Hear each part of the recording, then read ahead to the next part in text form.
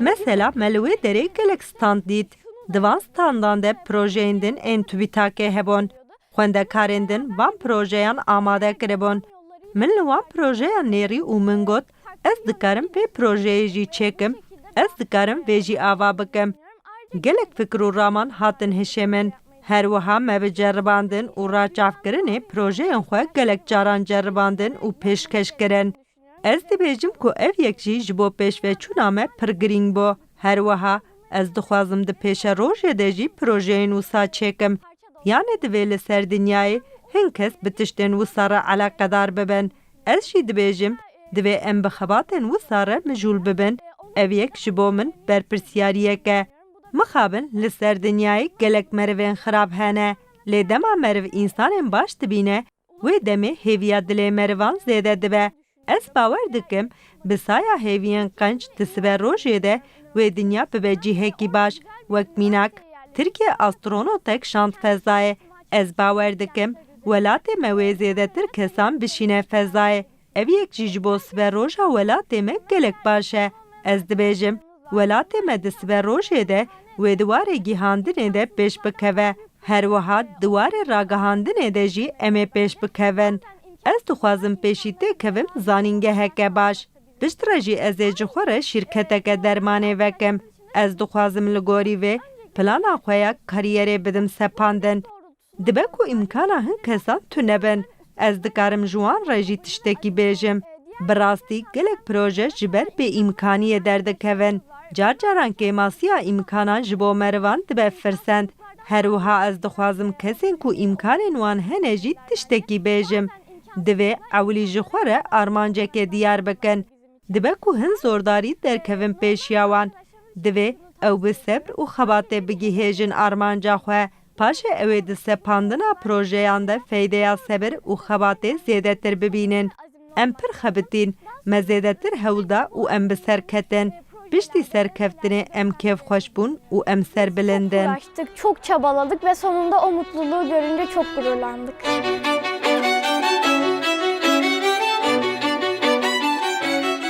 Birinci olduktan sonra Türkiye finaline katıldık.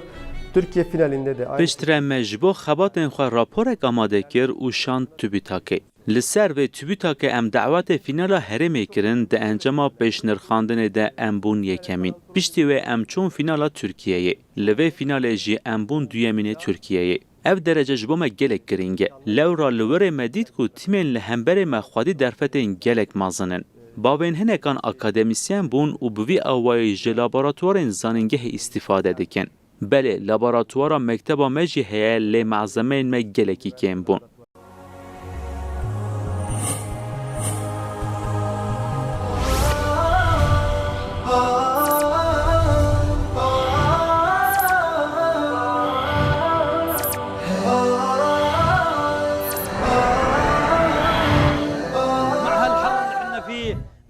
قطينا الشمغ ترى مو يعني ما هي بحركه ولا دعايه ولا يعني لا هي من الحر اللي احنا فيه. بس والله مره تسريحتك أليمة يا شيخ.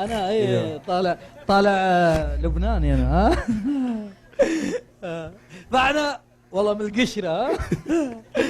فاحنا اليوم قول ما شاء الله قول ما شاء الله لا تهد الشيخ عين يقول شعرك ناعم يقول شعري ناعم. إيه. الله يهديك.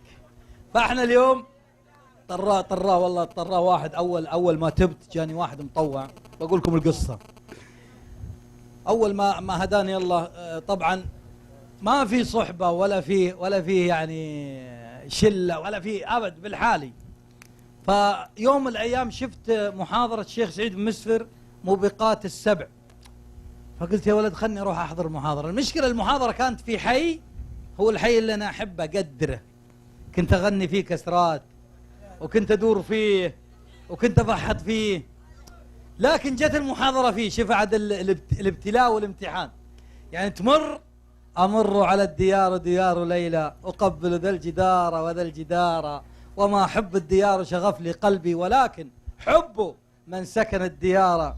ايه طيب الوليف. ايه الحبيب الوليف الصديق المقرب حول المسجد. رحت المسجد وحضرت في الصف وتلفت كلهم مطاوعه وانا قاعد وسطهم الازره مقطعه وبنت البكار. بطالع فيهم كذا ايش هذا؟ اول مره احضر محاضره ولا ادري ايش بيقولون ولا ايش عندهم ايش النظام. جاء واحد معه دهن عود يطيب عود، انا ما اعرف ان اسمه دهن عود، اعرف كمبودي، بعدين عرفت الفكره هذه. انا اعرف ان هذا ريحه مطاوعه، وعشان اصير مطوع ابغى ريحه المطاوعه تصير فيني. مو بالحين ريحه اسنان الله يجزاكم خير. واحد دب جغنايف جايني قال وثوبك صاير كذا منحشر، قال والله العظيم لو للذنوب روائح ما جلس بعضنا مع بعض. قلت الحين الريحه طالعه خل عد الذنوب. الشاهد خليته يحط لي الدهن واتدهنت فيه، ورجع يدهن الصف اللي ورا، رجعت خطوتين ورا حطيت يدي كاني واحد جديد. كله ابغى الخير وابغى الدين وابغى الهدايه وابغى السعاده اللي الناس يقولونها. جلست اشوف الشيخ سعيد مستر يقول الدين سعاده وهو يبتسم، عرفت فعلا قلت صادق، لانه مبتسم ولانه مبسوط والله الدين سعاده. لكن يجي واحد مكشر يقول الدين سعاده، اقول في خاطري لو سعاده طلعت عليك، وين يا حبيبي؟ وانت كانك على ضب، وانت كانك ميت عندك احد عزا. اعطونا منديل. فاول ما رجعت البيت انا ما ادري انه ما حد يعرفني، متوقع ما حد عارفني. اول ما رجعت البيت لقيت سيارات عند بيتنا، سيارات كثيره. خلاص خلصتوا سواليفكم؟ شفت سيارات كثيره، انا توقعت ايش؟ اللي يطري علي دائما ايش؟ قلت ايه اكيد مداهمه، قلت اكيد واحد بياع ولا جاب العيد فينا. المهم مريت اول شيء كانه مو ببيتنا، يعني مر كذا ناظر. لقيتهم مطاوع اللي عند الباب، لبكت السياره ونزلت. يدلك انهم ما يعرفوني، يقولون يا مرحبا تفضل الحبيب تفضل بيتنا. بيتنا يقولون لي تفضل. دخلت الا في واحد يلقي كلمه في المجلس ومعه 20 مطوع منتخب. جيت وجلست اتسمع. المهم قاعد يقول ان توبه اخينا سلطان، وانا حسيت اني مسؤول كبير انا. تعرف جاي من الاحسن. طلعت فيه خلصنا، بدوا يسلمون علي ويضمضموني ويبوسوني. بيني وبينك يا اخي حب، ما هو بحب ذا. قلت يا اخي ما عمركم شفتوا واحد تسلمون عليه؟ يعني كسر ضلوعي، يحب يعني من قلب. في الاخير كل واحد اعطاني هديه وانا قاعد اجمع الهدايا واسلم عليهم. طب الهديه كلها ايش؟ كلها ام ريالين، مسواك وكتيب واشياء. ما عاد ابغاهم يطلعون من البيت عشان اروح افتح الهدايا اشوف ايش فيها. رجعت الهدايا وشفتها مبسوط. قالوا لي تروح معنا رحله؟ قلت اروح معكم رحله. وين؟ قالوا البر. قلت والله حلو البر، يلا البر. طلعنا يوم الربوع وانا كلي متعطش اني متعرف على ناس جدد ومع شباب ملتزمين ورايح البر. بنينا الخيام وجلسنا في البر ومستانسين ومبسوطين. لكن اللي حاسني وعكر مزاجي اني لقيت اسمي مكتوب الاذان، هم كاتبين جدول اذان صلاه اذان صلاه، اسمي انا المؤذن يوم الجمعه الفجر. قلت يا عيال الذين متى عينوني ذولي؟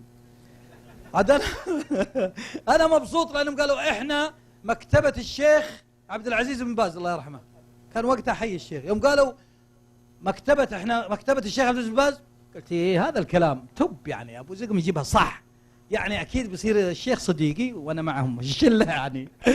توقعت اني يعني اصير مع الشيخ. فهذا الاذان اللي يوم الجمعه نكد علي الربوع والخميس فكري شغال على الاذان. جتني فكره شيطانيه. قال لي الشيطان يا اخوي مالك ومال المشاكل، انت ايش دخلك؟ والله وجهك مو بوجه مطوع ولا في امل تتطوع. يا اخي احسن لك خلك بس خريج سجون لين الله يفرجها. اسرق السياره وفحط على المطاوعه وروح اجحدهم وانكر، يعني مي باول قضيه. قلت والله فكره حلوه، انا وش جابني هنا؟ انا وش ورطني مع ذولي؟ لو اني مع ربعي الاولين احسن. فرجعت احاول اني اسرق سياره المطوع، لكن بالذين داعي عليها والله العظيم محصن السياره. هذا مو بيقول اذكار عن نفسه، يقول عنه وعن سيارته، محصنها صح. احاول كل الخبرات والامكانيات سويتها ما اشتغلت. اخر شيء اشتغل القران. في واحد منهم كان راجع يتسنن الضحى، قالوا ايش عندك جالس في السياره؟ قلت يا اخي والله اسمع قران ضايق صدري يا اخي. ابغى خشوع. يوم الجمعه الفجر صحوني قالوا لي اذن. انا كنت انتظر هاللحظه صراحه بفارغ الصبر، انتظرها عشان انحاش. بس كيف الحل؟ هم يبغون يأذن في الخيمه برد. قلت يا اخوان لعلي اذن خارج الخيمه عشان يغفر لي مد صوتي. ايه بعض الناس ترى حتى اذا بغى يشتغلك يدخل عليك من باب الدين. ف قال لي خلاص اذن برا. طلعت برا اشوف الخط العام السريع بعيد، يعني لو اروح اركض بيلحقوني بيمسكوني يرجعوني اذن غصب عني. حسيت ان الاذان ذا مشكله. لذلك انصح دائم الشباب، واحد يروح معكم جديد لا تحطون عليه شيء ولا عمل ولا يتكلم ولا شيء، خلوه بس يروح يستمع. القطن اللي في اذانيه يحطه في فمه ويسمع اكثر مما يتكلم. قعدت افكر كيف يا ربي، كيف الحين الاذان الماطور شغال بعيد، قلت بصكهم باذان ما بعد سمعوه في حياتهم ولا اذان الحرم. رحت ورا الماطور عشان الهواء يجيب صوت الماطور واسلم انا، بس هم عيال الذين لزقه هم يبغون يسمعوا الاذان عشان ايش؟ عشان يرددون، يعني بلشه فيك ارفع صوتك. قلت طيب. رحت ورا الماطور وصكيتهم باذان ما بعد سمعوه في حياتهم.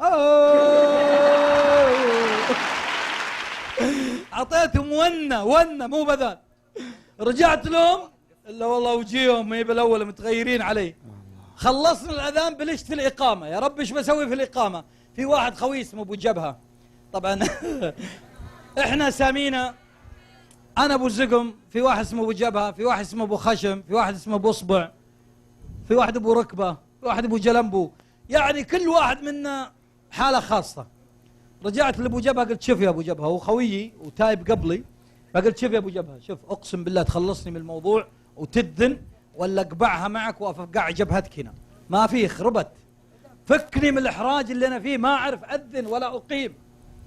فكانت هذه الرحله يعني من افضل رحلات حياتي، حتى وان كنت انا مشحون. نقطع بالله بس فاصل. روحوا قلوبكم ساعة وساعة ولتملأوا دروبكم سعادة وطاعة. روحوا قلوبكم ساعة وساعة ولتملأوا دروبكم سعادة وطاعة. روحوا قلوبكم ساعة وساعة